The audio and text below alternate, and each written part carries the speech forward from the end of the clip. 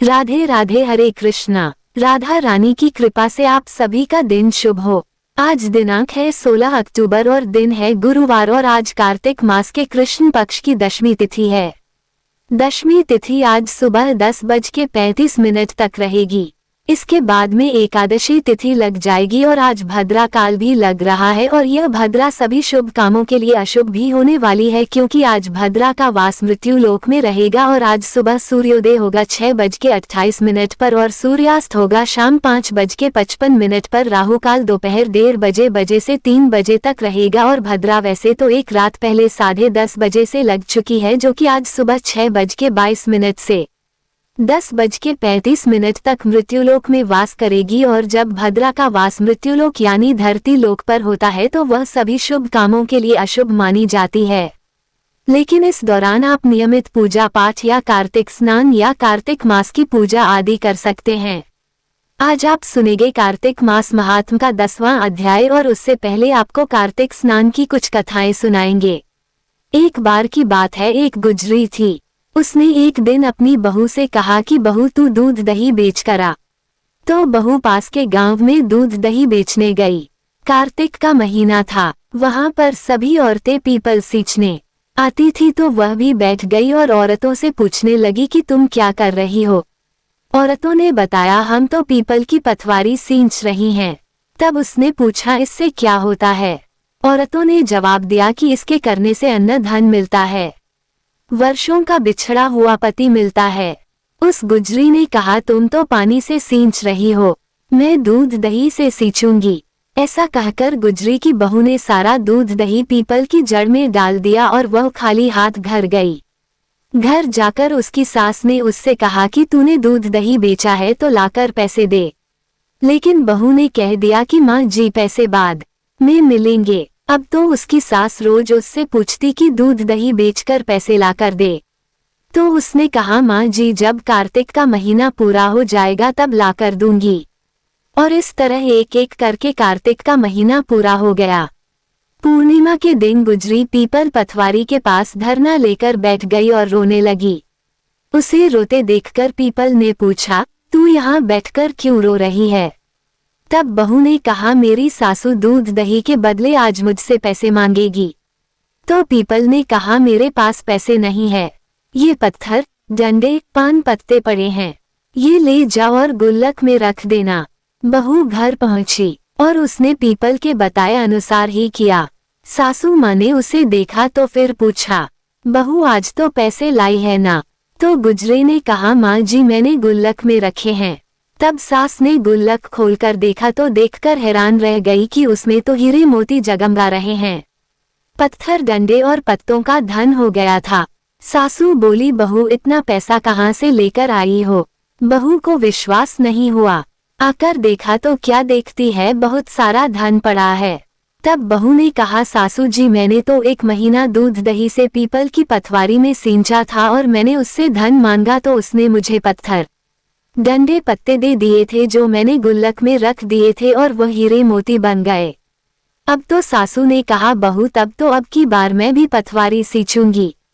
सास दूध दही तो बेच आती और हांडी धोकर पीपल पतवारी में रख देती और बहू से घर आकर कहती बहू चल अब तू मुझसे पैसे मांग। तो बहू कहती माँ जी कभी बहू भी सास से पैसे मांगती है क्या। तो सासू कहती तू मुझसे पैसे मांग। तो बहू ने सास से कहा माँ जी दूध दही बेचकर आई हो पैसे दो। सासू बोली बहू कार्तिक का महीना पूरा होगा तब तुम्हें पैसे दे दूंगी। अब इधर कार्तिक का महीना पूरा हुआ तो सासू जी अपनी बहू के कहे और करे अनुसार पीपल पतवारी पर जाकर धरना लेकर बैठ गई। तो पीपल ने डंडे पत्ते पान भाटे उसे भी दे दिए और कहा ले जाकर गुल्लक में रख देना। अब सास घर पर आई तो सास ने अपनी बहू से कहा बहू मुझसे पैसे मांगो। बहू ने फिर से सास से पैसे मांगे तो सासू बोली बहू गुल्लक में रखे हैं जाकर देख लो। अब बहू ने जब खोलकर गुल्लक देखी तो उसमें तो कीड़े मकोड़े चल रहे थे। बहू ने अपनी सास से कहा मांझी यह क्या है। तो सास देखकर बोली कि पीपल पतवारी ने तुझे तो अन्न धन दिया और मुझे कीड़े मकोड़े दे दिए। तब सभी कहने लगे कि बहू तो सच से सींचती थी और सासू जी धन की भूखी थी तो धन की भूख से सींचा करती। इसलिए है पतवारी माता जैसे आपने बहू को दिया वैसा सबको देना। लेकिन जैसा सासू जी को दिया वैसा किसी को भी मत देना। सभी प्रेम से बोलिए पतवारी माता की जय। अब सुनिए कार्तिक मास महात्म का आज का अध्याय और इसके बाद आप सीता नितनेम की कथा भी सुनेंगे। 13वें अध्याय तक की कथाओं को भक्ति भावपूर्वक सुनने के बाद महाराज पृथु ने नारद जी से निवेदन किया, हे देवर्षि, आप सर्वज्ञाता हैं और मैं अज्ञानी।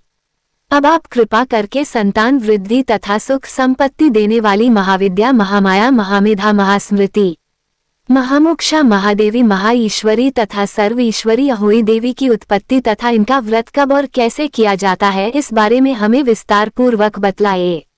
महाराज पृथु द्वारा इस प्रकार प्रार्थना किए जाने पर नारद जी एक प्राचीन कथा सुनाते हुए बोले, हे राजन, एक समय कलिकाल में बड़ा भारी दुर्भिक्ष पड़ा। भीषण अकाल और महामारी फैलने से अनेक व्यक्तियों की अकाल मृत्यु हो गई।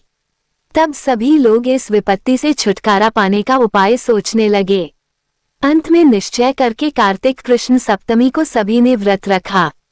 व्रत के प्रभाव से सायंकाल चामुंडा देवी हाथ में नरमुंड लिए प्रकट होकर कहने लगी, मैं रुद्र सहित विहार करने के लिए यहाँ आई हूँ, परंतु समस्त संसार में पाप छाया हुआ है। ब्राह्मण वेदहीन, क्षत्रिय सामर्थहीन तथा वैश्य और शूद्र धर्महीन हो गए हैं। स्त्रियों ने भी पतिव्रत धर्म छोड़ दिया है। इसलिए सभी लोगों को अहोई का व्रत करना चाहिए। कार्तिक कृष्ण सप्तमी तथा अष्टमी को केवल रोगियों को छोड़कर शेष सभी स्त्री पुरुष सारे दिन भोजन न करके सायंकाल अहोई देवी का पूजन करें। अहोई मेरा ही नाम है, अतः सभी व्यक्ति अहोई पूजन को मेरा ही पूजन मानकर भक्ति भाव से करें। अहोई अष्टमी का विधान बताते हुए चामुंडा देवी ने कहा, सभी व्यक्ति अपने घरों को गोबर और मिट्टी से लीपकर साफ करें। फिर काला, पीला, हरा तथा लाल इन 4 रंगों से द्वार पर मेरी मूर्ति बनाएं और स्वादिष्ट पकवान बनाकर मेरी पूजा करें। जब चामुंडा देवी यह कह रही थी तभी एक धीवर की स्त्री बोली, हे माता, हम नीच लोगों का कर्तव्य भी बतलाएं। तब देवी ने कहा, तुम लोग भी मेरी भक्त हो, सो सब लोग मेरा पूजन करके तुम्हारी संतानों को पूजेंगे, तभी उनकी पूजा सफल होगी। मेरी पूजा के बाद कुम्हारिन तथा मालिन की भी पूजा होगी। इतना कहकर देवी अंतर्ध्य हो गई। सभी व्यक्तियों ने चामुंडा देवी के कथन अनुसार व्रत और पूजन किया तो सभी के संकट दूर हो गए और सारा संसार सुखपूर्वक रहने लगा। अहोई अष्टमी की कथा सुनने के पश्चात राजा पृथु ने देवर्षि नारद जी से पूछा, हे ऋषिव, महीनों में कार्तिक और तिथियों में एकादशी को सर्वश्रेष्ठ क्यों माना गया है? कृपा करके बताइए। तब नारद जी ने कहा, हे राजन, एक बार यही प्रश्न सत्यभामा जी ने भगवान श्री कृष्ण से पूछा था। भगवान श्री कृष्ण ने जो उत्तर सत्यभामा जी को दिया था वही मैं तुमसे कहता हूँ। ध्यान पूर्वक सुनिए। एक समय सत्यभामा जी ने श्री कृष्ण जी से पूछा, हे प्राणनाथ, जब सभी मास और तिथियां बराबर हैं तब कार्तिक मास और एकादशी तिथि ही क्यों सर्वोत्तम मानी गई है? तब श्री कृष्ण ने कहा, हे प्रिय, शंख नामक एक दैत्य समुद्र का पुत्र था। वह दैत्य इतना बलवान था कि उसने इंद्र आदि देवताओं को स्वर्ग से निकालकर उनका स्थान स्वयं ले लिया। सब देवता उससे भयभीत होकर अपने बाल बच्चों सहित पर्वतों की कलिंद्राओं में चले गए। अब वह दैत्य सोचने लगा कि मैंने देवताओं का स्थान तो ले लिया, लेकिन वे अभी तक जीते नहीं गए हैं और ऐसा लगता है कि देवता वेद मंत्रों से बलशाली हैं। इसलिए मुझे अब मंत्रों सहित वेदों का ही हरण कर लेना चाहिए। और जब उसने ऐसा विचार किया तो वेद डर के मारे समुद्र में जाकर छिप गए। जब ब्रह्मादि सभी देवताओं ने संसार को वेद विहीन देखा तो सभी देवी देवता भगवान श्री विष्णु की शरण में गए। शेष शैया पर भगवान को निद्रा मगन देखकर सभी देवता उन्हें जगाने के लिए स्तुतियां, भजन, कीर्तन और गायन वादन आदि क्रियाएं करने लगे। भगवान श्री विष्णु के जाग जाने पर सभी देवताओं ने आह्वान, आसन, पाद्य, अर्घ्य, आचमन, स्नान, वस्त्र, यज्ञोपवीत, चंदन, पुष्प, धूप, दीप, नैवेद्य, तांबूल, प्रदक्षिणा तथा नमस्कार इन 16 उपचारों द्वारा अर्थात 10 उपचार विधि से भगवान विष्णु का पूजन किया। तब विष्णु भगवान प्रसन्न होकर देवताओं से कहने लगे, हे देवताओं, मैं तुमसे प्रसन्न हूँ, अतः शंख आदि दैत्यों को मारकर मैं 4 वेदों को शीघ्र ही ले आऊंगा। परंतु आज से वेद बीज मंत्रों सहित कार्तिक मास में जल में निवास करेंगे। अतः कार्तिक के महीने में जो कोई भी जल में स्नान करेगा उसको यज्ञ करने के समान फल प्राप्त होगा और उसके समस्त विघ्न दूर हो जाएंगे। हे देवताओं, आज एकादशी के दिन आप सब ने मुझे जगाया है, इसलिए सब तिथियों में एकादशी की मान्यता सर्वाधिक होगी। इसलिए कार्तिक तथा एकादशी का व्रत मुझे अत्यंत प्रिय है। आगे की कथा सुनाते हुए नारद जी ने कहा, हे राजन, इतना कहकर भगवान मत्स्य अर्थात मछली का रूप धारण करके विंध्याचल में निवास कर रहे महर्षि कश्यप जी की अंजलि में आ गए। कश्यप जी ने उनको कमंडल में डाल दिया। जब कमंडल भर गया तो मत्स्य रूपधारी भगवान कहने लगे कि हमको कोई बड़ा स्थान दो। तब कश्यप जी ने घड़ा दिया, घड़ा भी भर गया। तब उन्होंने कुएं में छोड़ दिया, परंतु भगवान मत्स्य रूप में तेजी से बढ़ते गए। अतः कश्यप जी ने अब उनको समुद्र में डाल दिया। फिर भगवान ने एक अत्यंत विशालकाय मछली का रूप धारण करके दैत्यराज शंखासुर को मार दिया। शंखासुर को मारने के पश्चात भगवान मत्स्य रूप त्याग कर विश्राम हेतु बद्री नारायण चले गए। बद्री नारायण में भगवान ने देवताओं से कहा, हमने शंखासुर को मार दिया है, इसलिए ऋषि और मुनि जाकर समुद्र के अंदर से वेदों को ढूंढ कर लाए। तब तक देवताओं सहित प्रयाग में मेरा वास रहेगा। तब ऋषियों ने अपने तपोबल द्वारा समुद्र में से वेदों के 6 अंगों यानी छंद, व्याकरण, कोश, वैद्यक, ज्योतिष तथा स्मृति को ढूंढ निकाला। जिस वेद का जो भी भाग जिस भी ऋषि को मिला तब से वह भाग उसी ऋषि का माना जाता है। इसके बाद समस्त ऋषि ब्रह्मादि देवताओं सहित प्रयाग आए और उन्होंने वहां पर अश्वमेध यज्ञ किया। इसलिए प्रयाग को तीर्थों का राजा कहा जाता है। प्रयागराज में स्नान, दान तथा यज्ञ आदि करने वालों के जन्म जन्मांतर के पाप समूल नष्ट हो जाते हैं और वे मोक्ष के अधिकारी बन जाते हैं, इसमें कोई संदेह नहीं। हरे कृष्ण। प्रिय श्रोताओं, कार्तिक मास महात्म्य के अध्याय में आज बस इतना ही। अब सुनिए सीता नित्यनेम की कथा। इस कहानी को सीता माता कहती थी और प्रभु श्री राम सुना करते थे। एक दिन श्री राम भगवान को किसी काम के लिए बाहर जाना पड़ा तो सीता माता कहने लगी कि भगवान, मेरा तो 12 वर्ष का नित्यनेम है, अब आप बाहर जाएंगे तो मैं अपनी कहानी किसे सुनाऊंगी। तब श्री राम ने कहा कि सीते, आप कुएं की पाल पर जाकर बैठ जाना और वहां पर जो भी औरतें पानी भरने आएंगी उन्हें अपनी कहानी सुना दिया करना। सीता माता कुएं की पाल पर जाकर बैठ गई। तभी एक स्त्री आई। उसने रेशम की जरी की साड़ी पहन रखी थी और सोने का घड़ा ले रखा था। सीता माता उसे देखकर कहने लगी, बहन, मेरा 12 वर्ष का नित्यनेम सुन लो। पर वह स्त्री बोली कि मैं तुम्हारा नित्यनेम सुनूंगी तो मुझे तो घर जाने में देर हो जाएगी और मेरी सास मुझसे झगड़ा करेगी। इसलिए उसने कहानी नहीं सुनी और अपने घर चली गई। लेकिन उसके घर जाते ही उसकी रेशम चेरी की साड़ी फट गई। सोने का घड़ा मिट्टी के घड़े में बदल गया। सासू ने देखा तो पूछा, अरे बहू, ये किसका दोष अपने सिर लेकर आ गई है। बहू बोली, माँ जी, कुएं पर एक औरत बैठी थी, उसने अपनी कहानी सुनने के लिए कहा लेकिन मैंने नहीं सुनी, शायद उसी का ये फल मुझे मिला है। बहू की बात सुनकर अगले दिन वही साड़ी और वही घड़ा लेकर सास कुएं की पाल पर गई। सास को वहीं पर सीता माता बैठी मिली तो माता सीता ने कहा, बहन, मेरी कहानी सुन लीजिए। सासू बोली, एक बार छोड़, मैं तो 4 बार कहानी सुन लूंगी। तब सीता माता बोली, राम आए, लक्ष्मण आए, देश के पुजारी आए, नित्यनेम का नेम लाए, आओ राम बैठो, राम तपी रसोई जिमो, राम माखन मिश्री खाओ, राम दूध पताशा पियो, राम सूत के पलका मोठो, राम शाल दुशाला पोठो, राम शाल दुशाला ओढ़ो, राम जब बोलूं राम ही राम, राम सवारे सबके काम, खाली घर भंडार भरेंगे, सबका बीड़ा पार करेंगे, श्री राम जय राम जय जय राम। सासू बोली, बहन, कहानी तो बहुत अच्छी लगी। फिर कहानी सुनकर सासू घर चली गई और उसकी साड़ी फिर से रेशम जरी की बन गई, मिट्टी का घड़ा भी फिर वापस से सोने के घड़े में बदल गया। बहू ने देखा तो कहने लगी, सासू माँ, आपने ये सब कैसे किया। सासू बोली, बहू, तू दोष लगाकर आई थी और मैं अब दोष उतार कर आ रही हूँ। बहू ने पूछा कि माँ जी, वो कुएं वाली स्त्री कौन है। सासू ने बताया कि वह तो सीता माता थी, वह पुराने से नया कर देती हैं, खाली घर में भंडार भर देती हैं, वो लक्ष्मी जी का वास घर में कर देती हैं और मनुष्य की जो भी इच्छा हो उसे पूर्ण कर देती हैं।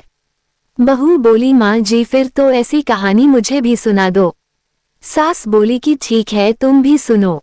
फिर सास ने कहानी शुरू की। राम आए, लक्ष्मण आए, देश के पुजारी आए, नित नेम का नेम लाए। आओ राम, बैठो राम, तपी रसोई जिमो राम, माखन मिश्री खाओ राम, दूध बताशा पियो राम, सूत के पल का मोठो राम, शाल दुशाला पोठो राम, शाल दुशाला ओढ़ो राम, जब बोलूं राम ही राम, राम सवारे सबके काम, खाली घर भंडार भरेंगे, सबका बेड़ा पार करेंगे, बोलो श्री राम जय राम जय जय राम। कहानी सुनकर बहू बोली, माँ जी कहानी तो बहुत अच्छी है। सासू ने कहा, ठीक है, अब से हम इस कहानी को रोज किया करेंगे। अब सास बहू रोज सवेरे उठती, नहाती धोती और पूजा करने के बाद नितनेम की सीता माता की कहानी कहती। एक दिन की बात है, उनके यहाँ पड़ोस की एक औरत आई और बोली कि बहन जरा सी आंच तो देना। तो बहू बोली कि आंच तो अभी हमने जलाई ही नहीं। पड़ोसन बोली, तो फिर तुम सुबह 4 बजे से उठकर क्या कर रही हो? तो उन्होंने कहा कि हम तो सुबह सुबह उठकर पूजा करते हैं। फिर सीता माता की नित्यनेम की कहानी कहते हैं। पड़ोसन ने उनकी बात सुनकर फिर कहा कि सीता माता की कहानी कहने से तुम्हें क्या मिला?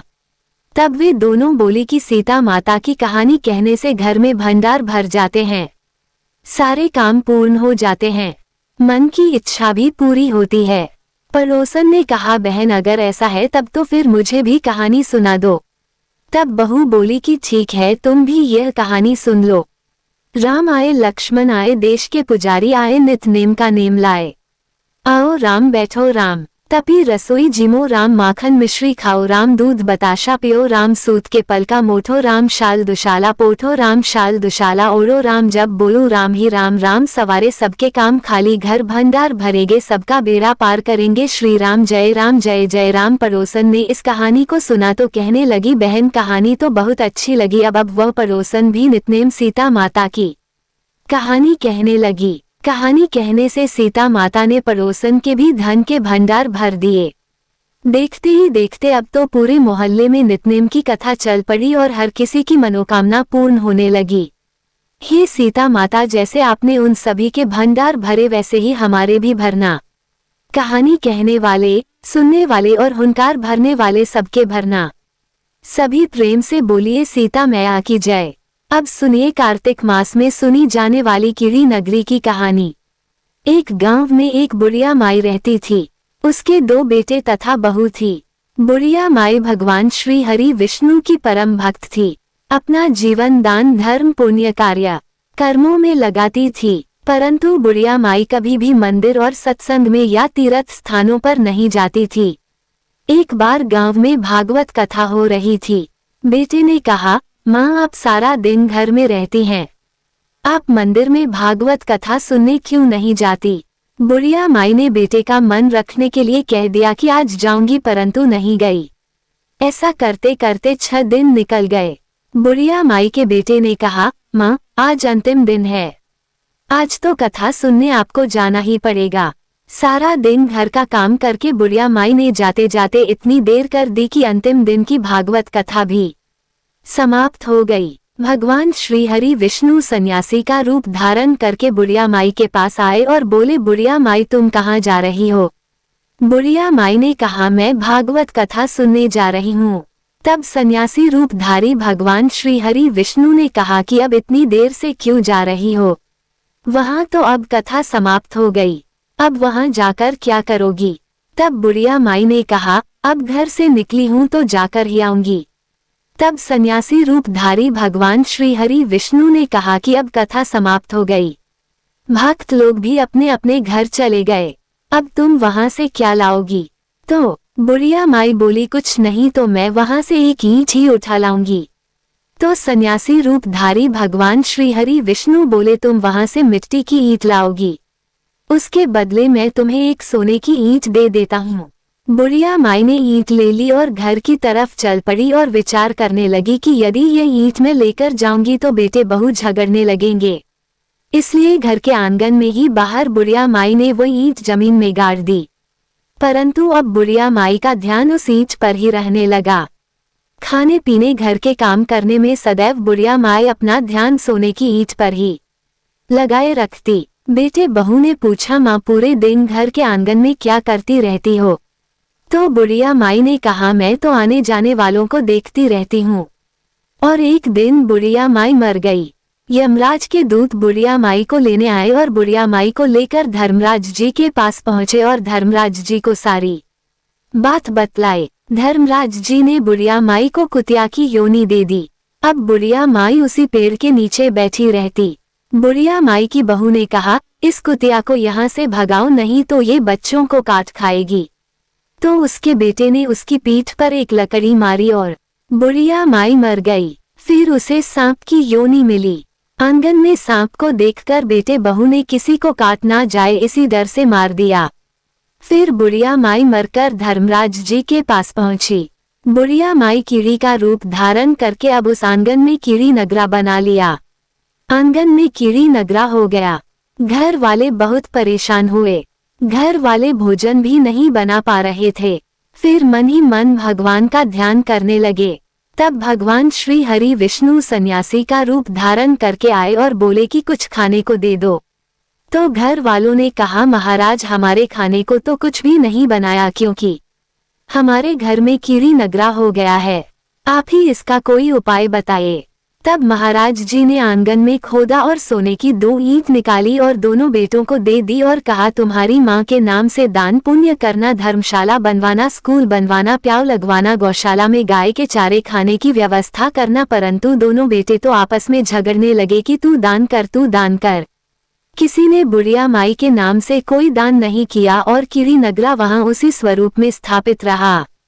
कुछ दिन बाद सन्यासी वापस आए और बुढ़िया माई के बेटों ने भगवान स्वरूप धारी। सन्यासी महाराज जी से कहा, हमारे घर की हालत तो वैसी की वैसी है, कीड़ी नगरा तो वैसे का वैसा ही है। तब साधु रूपधारी सन्यासी महाराज ने कहा, वह सोने की ईंट के टुकड़े लाओ और उन्हें बेचकर उनसे जो भी धन मिले उसे तुम्हारी माँ के नाम से दान पुण्य करो। इस कीड़ी नगरा पर शक्कर और आटा डालो। तुम ऐसा करोगे तो तुम्हारी माँ को मोक्ष प्राप्ति होगी। और उनके घर से फिर इस प्रकार कीड़ी नगरा चला गया। जो व्यक्ति सुबह आटा और शक्कर कीड़ी नगरी पर डालता है, वह सदैव धनवान, पुत्र संपन्न, सुख शांति से जीवन यापन करता है। उसके घर में कभी कोई कष्ट नहीं आता। उसका जीवन सदा सर्वदा आनंद से व्यतीत होता है। उसके परिवारजन उसे अत्यधिक स्नेह प्रदान करते हैं। कीड़ी नगरी प्रतिदिन सींचने से जुड़ी कहानी सुनने से, दान पुण्य व धर्म कार्यों में रुचि लगाने से जीवन उत्तम हो जाता है। प्रेम से बोलो विष्णु भगवान की जय। कार्तिक मास में सुनी जाने वाली लपसी और तपसी की कहानी। एक बार की बात है, एक लपसी था और एक तपसी था। तपसी तो भगवान की तपस्या करता था और लपसी सवा शेर की लापसी बनाकर उसका भोग लगाकर जीम लेता था। एक दिन वे दोनों आपस में झगड़ा करने लगे। लपसा बोला, मैं बड़ा हूँ। तप्स बोला, मैं बड़ा हूँ। इतने में ही देवर्षि नारद वहां आए और बोले, तुम दोनों क्यों झगड़ा कर रहे हो? लपसा ने बताया कि हे देवर्षि, मैं बड़ा हूँ। और तप्स ने कहा, मैं बड़ा हूँ। तपसी बोला, मैं सारा दिन भगवान की पूजा करता हूँ, इसलिए मैं बड़ा हुआ। ये सुनकर नारद जी ने कहा कि मैं तुम्हारा फैसला कल कर दूंगा। कार्तिक मास चल रहा था। दूसरे दिन लपसा और तपसी नहाकर आए तो नारद जी ने 1.25 करोड़ की अंगूठी उनके आगे फेंक दी। लपसा का ध्यान उस अंगूठी पर नहीं गया। तपसी तपस्या करने बैठा तो उसे जमीन पर पड़ी हुई अंगूठी दिखाई पड़ी और उसे उसने अपने घुटने के नीचे छुपा लिया और तपस्या करने लगा। उधर लपसी लापसी बनाकर उसका भोग भगवान को लगाकर जीमने बैठ गया। इतने में ही देवर्षि नारद वहां प्रकट हुए। उन्हें देखकर दोनों ने उन्हें प्रणाम किया और फिर दोनों ने एक साथ पूछा, बताइए देवर्षि, हम दोनों में से कौन बड़ा है? फिर तप्स ने एक बार फिर कहा कि मैं बड़ा हूँ। लपसा हाथ जोड़कर खड़ा रहा। तब देवर्षि ने कहा कि मैं अभी इस बात का निर्णय किए देता हूँ। फिर देवर्षि ने तप्स को इशारा किया और कहा कि तुम जरा अपना घुटना तो उठाओ। तब तपसी के एक घुटने के नीचे 1.25 करोड़ की अंगूठी निकली, जिसे देखकर नारद जी बोले, यह अंगूठी तूने चुराई है, तुझे तेरी तपस्या का फल नहीं मिलेगा। तब तपसी बोला, हे नारद जी, मेरी तपस्या का दोष कैसे दूर होगा? नारद जी ने कहा, रोटी बनाकर बाटियां नहीं बनाया तो फल तुझे मिलेगा। ब्राह्मण जमाकर दक्षिणा नहीं दी तो फल तुझे मिलेगा। साड़ी देकर ब्लाउज नहीं दिया तो फल तुझे मिलेगा, और जो दिए से दिया जलाए उसका फल तुझे मिलेगा। सब व्रत त्योहारों की कहानी सुनने के बाद जो तेरी कहानी ना सुने उसका फल तुझे मिलेगा। तब से लप्सा तपसी की कहानी सुनी और सुनाई जाती है। कहानी सुनने के बाद कहा जाता है, लप्सी को फल लप्सी ना हो, तपसी को फल तपसी ना हो, महा की कहानी कथा को फल महाने हो जियो। ये थी लप्सी और तपसी की कहानी। सभी प्रेम से बोलिए कार्तिक के ठाकुर राय दामोदर जी की जय। अब सुनिए तुलसी स्तोत्र पाठ। फिर आप सुनेंगे श्री राधा स्तोत्र पाठ और फिर तुलसी माता की आरती। देवी तुलसी माँ को मेरा प्रणाम है। मैं आपको नमन करता हूँ। हे विश्व की पालक, आप श्री हरि की परम प्रिय हैं। हे देवी, आपकी शक्ति के कारण ब्रह्मा से लेकर सभी देवता इस संपूर्ण संसार को बनाए रखने और उसका अंत करने में सक्षम हैं। इसका अर्थ है कि आपके कारण ही ब्रह्मा जी के साथ अन्य देवतागण सृष्टि के निर्माण, उसके पालन पोषण और विनाश में लगे हुए हैं। देवी तुलसी जी, आपको मेरा प्रणाम है जो जीवन में कल्याण लाती हैं। उन देवी तुलसी को नमस्कार है जो श्री विष्णु जी की प्रिय है और जो शुभ है, मुक्ति प्रदान करने वाली और समृद्धि प्रदान करने वाली देवी तुलसी को नमस्कार है। देवी तुलसी को नमस्कार है। हे देवी, कृपया मुझे सभी प्रकार के दुर्भाग्य और विपत्तियों से बचाए रखना। हे देवी, आपकी महिमा का वर्णन करना, यहाँ तक कि आपका स्मरण मात्र ही मनुष्य को पवित्र बना देता है। देवी तुलसी जी को प्रणाम। मैं देवी तुलसी को पूरी श्रद्धा के साथ प्रणाम करता हूँ, जो देवियों में सबसे प्रमुख हैं और जिनका तेजोमय रूप है, जिसे देखकर इस नश्वर संसार के सभी पापी अपने पापों से मुक्त हो जाते हैं। देवी तुलसी को मेरा प्रणाम है। इस पूरे विश्व को देवी तुलसी जी ने संरक्षित किया है, जिसमें गतिमान और अचल दोनों प्राणी शामिल हैं। देवी पापी व्यक्ति के सभी पापों को नष्ट कर देती हैं एक बार जब वे उन्हें देखते हैं और भक्ति के साथ उनके सामने आत्मसमर्पण करते हैं। इसका अर्थ है कि माता तुलसी चर और अचर समेत पूरे जगत की रक्षा करती हैं और अपने दर्शन मात्र से ही पापी मनुष्यों के सभी पापों को नष्ट कर देती हैं, या फिर तुलसी जी के दर्शन मात्र से ही पापियों के पाप नष्ट हो जाते हैं। देवी तुलसी को मेरा प्रणाम है। जो भी श्रद्धा के साथ देवी तुलसी के सामने हाथ जोड़कर प्रणाम करते हैं, वे इस कलयुग के बंधनों को पार कर जाते हैं और सभी प्रकार के सुख और प्रसन्नता को प्राप्त करते हैं। फिर चाहे वह महिला हो, व्यापारी हो या अन्य कोई भी, जनवी तुलसी को मेरा नमस्कार। देवी तुलसी के समान इस पृथ्वी पर और कोई देवता नहीं है। देवी विश्व को उसी प्रकार शुद्ध करती है जैसे वैष्णव भगवान विष्णु जी के संग से शुद्ध होते हैं। देवी तुलसी को मेरा प्रणाम। इस कलयुग में भगवान विष्णु जी के माथे पर तुलसी पत्र चढ़ाना भक्तों के मस्तक पर विष्णु जी के वरदान, कृपा और आशीर्वाद को हमेशा बनाए रखता है। इसका अर्थ है कि जो भी व्यक्ति इस कलयुग में भगवान श्री विष्णु जी के मस्तक पर तुलसी जी को अर्पित करता है, उसके ऊपर हमेशा भगवान विष्णु जी का आशीर्वाद बना रहता है। देवी तुलसी को नमस्कार है। तुलसी जी में हमेशा सभी देवी देवताओं का वास रहता है, इसलिए इस संसार में तुलसी जी की पूजा करना सभी देवी देवताओं की पूजा के समान है। इसका अर्थ है कि तुलसी जी की पूजा से सभी देवों की पूजा संपन्न हो जाती है। देवी तुलसी को मेरा नमस्कार है। आप सब कुछ जानने वाली हैं और भगवान विष्णु जी के प्रिय हैं। अपने भक्तों को आप सभी प्रकार की समृद्धि प्रदान करती हैं। देवी कृपया मुझे सभी प्रकार के पापों से बचाएं। हे देवी तुलसी जी को नमस्कार है। पहले के समय में ये भजन बुद्धिमान पुंडरीक के द्वारा हर रोज भगवान श्री विष्णु जी की पूजा करते हुए उन्हें तुलसी के पत्तों से अलंकृत करते हुए गाया जाता था। देवी तुलसी जी को नमस्कार है, जिनके 16 नाम हैं तुलसी, श्री महालक्ष्मी, विद्या, अविद्या, यशस्विनी, धर्म का अवतार यानी धर्मया, धर्मान्नाना, देवी, देवी, देव, मना, प्रिया यानी देवियों और देवों को प्रिय, लक्ष्मी जी की प्रिय सखी, देवी, स्वर्ग, भूमि यानी पृथ्वी, अचला यानी स्थिर, चला यानी अस्थिर। देवी तुलसी के इन 16 नामों का भक्तगण पाठ करते हैं या महिमा गाते हैं। देवी के 16 नामों का पाठ करने वाले भक्त आसानी से श्री हरि की भक्ति प्राप्त कर लेते हैं और अंत में भगवान विष्णु जी के चरण कमलों में स्थान प्राप्त करते हैं, जिन्हें माँ तुलसी, पृथ्वी, महालक्ष्मी, कमल की स्वामिनी और श्री हरि की प्रिया के नाम से भी जाना जाता है। देवी तुलसी को मेरा नमस्कार है। देवी तुलसी की सखी तुलसी जी शुभ प्रदान करती हैं, पापों को दूर करती हैं और सभी को पवित्र बनाती हैं, पुण्य प्रदान करती हैं। आपको प्रणाम है। देवी तुलसी जिनकी प्रशंसा देवर्षि नारद द्वारा की जाती है और श्री नारायण के प्रिय है, उन देवी तुलसी को हम सबका बारंबार प्रणाम है। अब सुनिए श्री राधा स्तोत्र पाठ। हे सुमुखी श्री राधे, क्या मैं इसी प्रकार तुम्हारा प्रिय हूँ और मुझ में तुम्हारी ऐसी ही प्रीति है। तुम्हारी वाणी में जो छलना थी वो आज अच्छी तरह से प्रकट हो गई है। इस प्रकार तुम कहती थी कि हे कृष्ण, तुम मेरे प्राण हो, जीवात्मा हो। इसी तरह की मीठी मीठी बातें जो तुम नित्य निरंतर बड़े प्रेम से कहा करती थी, अब वो तत्काल कहाँ चली गई। मैं पहले तुम्हारे सामने जो कुछ कहता था, मेरा वचन तो आज भी ध्रुव सत्य है। तुम मेरे पांचों प्राणों की अधिष्ठात्री देवी हो। राधा मेरे लिए प्राणों से भी अधिक बढ़कर प्रिय है। मेरी यह बातें जैसे पहले सत्य थी उसी तरह आज भी है। मैं तुम्हें अपने पास रखने में समर्थ नहीं हो सका, इसलिए तुम्हारे बिना मेरे प्राण चले जा रहे हैं। तुम कहाँ चली गई हो? अधिष्ठात्री देवी के बिना भला कौन कहाँ तक जीवित रह सकता है। तुम महाविष्णु की माता, मूल प्रकृति ईश्वरी हो। अपनी कला से तुम सगुण रूप में प्रकट होती हो, स्वयं तो निर्गुणा हो ही। ज्योति पुंज भी तुम्हारा ही रूप है।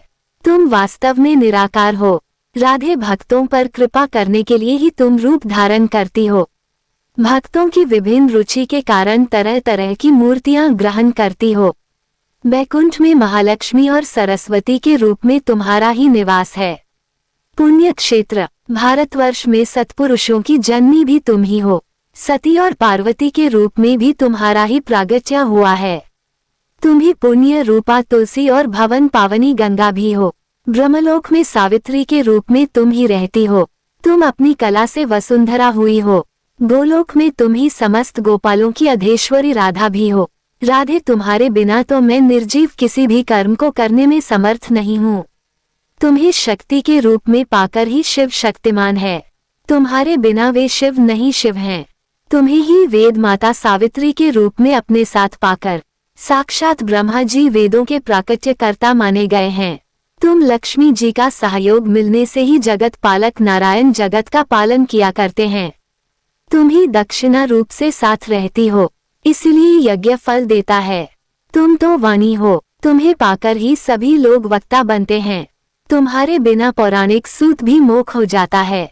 जैसे कुम्हार सदा मिट्टी के सहयोग से ही घड़ा बनाने में समर्थ होता है, ठीक उसी प्रकार से तुम प्रकृति देवी के साथ ही मैं सृष्टि रचना में भी सफल होता हूँ। और तुम्हारे बिना तो मैं सर्वत्र जड़ हूँ, कुछ भी नहीं हूँ, कहीं भी शक्तिमान नहीं हूँ। तुम ही सर्वशक्ति स्वरूपा हो, इसलिए मेरे निकट आओ। अग्नि में तुम ही दाहिका शक्ति हो। तुम्हारे बिना अग्नि दाह कर्म में समर्थ नहीं है। राधे, चंद्रमा में तो तुम ही शोभा बनकर रहती हो, और तुम्हारे बिना तो चंद्रमा भी सुंदर नहीं लगेगा। सूर्य में तुम ही प्रभा हो, और तुम्हारे बिना सूर्यदेव भी प्रभा पूर्ण नहीं रह सकते, वो चमक ही नहीं सकते। प्रिय, तुम ही रति हो। तुम्हारे बिना कामदेव कामिनियों के प्राण वल्लभ भी नहीं हो सकते। इस प्रकार श्री राधा की स्तुति करके जगत प्रभु श्री कृष्ण ने फिर उन्हें प्राप्त किया। सभी प्रेम से बोलिए श्री राधा रमन लाल की जय। अब सुनिए तुलसी चालीसा पाठ और आरती। जय जय तुलसी भगवती सत्यवती सुखदानी। नमो नमो हरि प्रसी वृंदावन खानी। श्री हरि शीश विरजनी देहो अम्ब जनहित हे वृंदावनी अब न कर विलम्ब। धन्य धन्य श्री तुलसी माता, महिमा अगम सदा श्रुति गाता। हरि के प्राणों से तुम प्यारी, हरि हेतु कीन हो तब भारी। जब प्रसन्न है दर्शन दीन हो तब कर जोर विनय उसकीन हो। हे भगवंत कंथमम होहु दीन जान छाड़ू छो सुनी। लक्ष्मी तुलसी की बानी दीन हो श्राप कद पर आनी। उसयोग्य वर मांगन हारी होहु बिटप तुम जड़ तनु धारी। सुन तुलसी ही श्रिप्यो ते क्षमा करहु वास। तहु नीचन धामा दियो वचन हरि तब तत्काला सुनहु। सुमुख मुख जान होहु बिहाला समय पाई। रोपा तोरा पूजा हास वचन सत मोरा। तब गोकुल मह गोप सुदामा तास भाई। तुलसी तू बामा कृष्ण रास लीला के माही। राधे शक्य प्रेम लख दियो श्राप। तुलसी तत्काला नर लोक ही तुम जन्महु बाला। यो गोप वल दानव राजा शंख चूर्ण नामक सिर ताजा। तुलसी भतासु की नारी परम सती गुण रूप अगारी। असद्वय कल्प बी जब गयहु कल्प तृतीय जन्म तब भय हो वृंदा नाम भयो। तुलसी को असुर जलंधर नाम पति। कोकर अतिद्वंद अतुल बलधामा कीना शंकर से संग्रामा जब निज सैन्य सहित शिवहारे मर न तभर हर ही पुकारे पतिव्रता वृंदा नारी को न सके पति ही संगहारी तब जलंधर ही भेष बनाई वृंदा धाघरी पहुँचो जाय शिव हित लह कर कपट प्रसंगा कियो सतत्व धर्म तो ही भांगा भयो जलंधर कर संगहारा सुनी उर्शोक उपारा ते क्षण दियो कपट हरितारी लख वृंदा दुख गिरा उचारी जलंधर जस हत्यो भीता सोई रावण तसहर ही सीता अस्प्रस्तर समहृदय तुम्हारा धर्म अखंडी मम पते संगहारा यही कारण लह श्राप हमारा होवे तनुपाशान तुम्हारा सुनी हरि तुरंत ही वचन उचारे दियो श्राप बिना विचारे लख्यो ना निज करतूत पति को छलन चाहियो जब पार्वती को जड़ मति तू असो जड़ रूपा जग में तुलसी बिटप अनुपा धग रूप हम शाली ग्रामा नदिंद की बीच ललामा जो तुलसी दल हमा चढ़ है सब सुख भोग परम पद पई है बिनु तुलसी हरि जलत शरीर पीरा अतिशय उठतशी शुर पीरा जो तुलसी दल हरि सिर धारत सो सहस्त घट अमृत दारत तुलसी हरि मन रंज निहारी रोग दोष दुख भंज निहारी प्रेम सहित हरि भजन निरंतर तुलसी राधा में ना अंतर व्यंजन हो छप्पन हो कारा बिन तुलसी दल ना हर प्यारा सकल तीरथ तुलसी तर छाही लहत मुक्ति जन संशय नाह कवि सुंदर एक हरि गुण गावत तुलसी निकट सहस गुण पावत बसत निकट दुर्वासा धामा जो प्रयास ते पूर्व ललामा पाठ करा जो नित नर नारी हो सुख भाषे त्रिपुरारी तुलसी चालीसा पर तुलसी तरुग्रह धारी दीप दान कर पुत्र फल पाओ बंधु नारी सकल दुख दरिद्र हरिहार व परम प्रसन्न आश धन जन लड़ा कर बसै पूर्णा अत्र लाह अभिमत फल जगत महला पूर्ण सब काम जे दल अर्पा तुलसी ते सहस बसै हरि राम तुलसी महिमा नाम लख तुलसी तुलसी सूत सुख राम मानस 40 रचो जगमह तुलसीदास प्रेम से बोलिए तुलसी महारानी की जय तुलसी महारानी नमो नमो हरि की बट रानी नमो नमो तुलसी महारानी नमो नमो धन तुलसी पूर्ण तप कीनो शालिग्राम बनी पटरानी नमो नमो तुलसी महारानी नमो नमो हर की पटरानी नमो नमो जाके पत्र मंजरी कोमल श्रीपति कमल चरण लपटानी नमो नमो तुलसी महारानी नमो नमो हरि की पटरानी नमो नमो कौन महीने बोई रानी तुलसी सा कौन महीने हुई हरियाली नमो नमो तुलसी महारानी नमो नमो हरि की पटरानी नमो नमो कौन महीने हुई तेरी पूजा कौन महीने हुई पटरानी नमो नमो तुलसी महारानी नमो नमो आषाढ़ मास में बोई रानी तुलसी सावन महीने हुई हरियाली नमो नमो तुलसी महारानी नमो नमो हरि की पटरानी नमो नमो कार्तिक मास में हुई तेरी पूजा मंगसिर मास हुई पटरानी नमो नमो तुलसी महारानी नमो नमो हर की पटरानी नमो नमो धूप दीप नैवेद्य आरती पुष्पन की